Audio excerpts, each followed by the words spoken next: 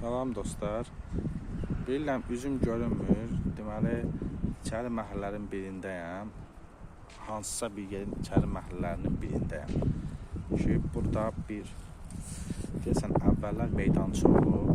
Uzaqda kran görünür. Bir də hələ təmirdə olan binalar görünür. Dostlar, burada oturmuşdum. Zehnimə bir dənə sual gəldi. Ola bilər çox da ciddi sual deyil, amma gəlir də zehnə. Dilə gətirmək istəyim var.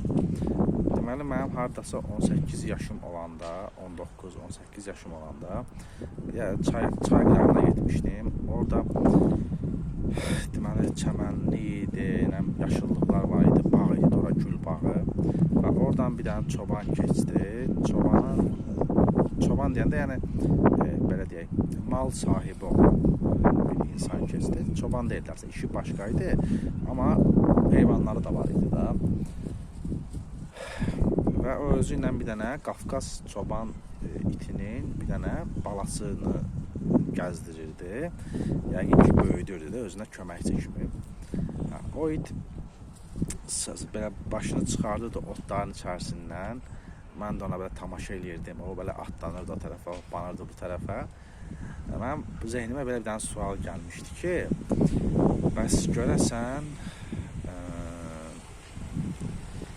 görəsən bu it nə qədər qəşəng olduğunun fərqindədirmi? Görəsən özünün qəşəngliyindən xəbəri varmı?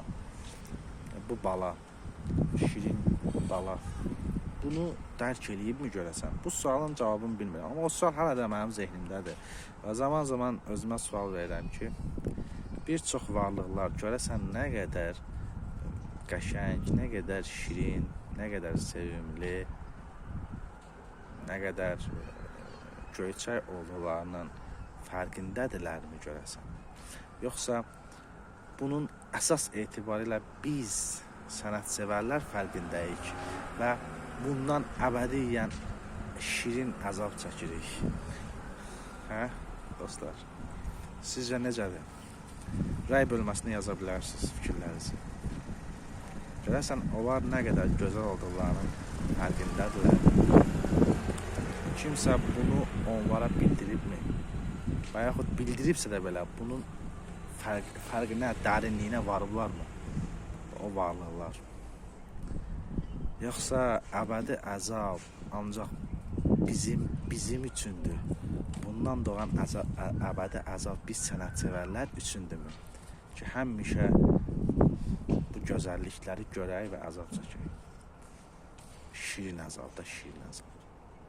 Nə düşünürsünüz bu arada dostlar? Təkrara yol verdimsə üzürlü bilin. Özünüzdən müğayət olun. Əzabınız bol olsun. Şirin əzabınız.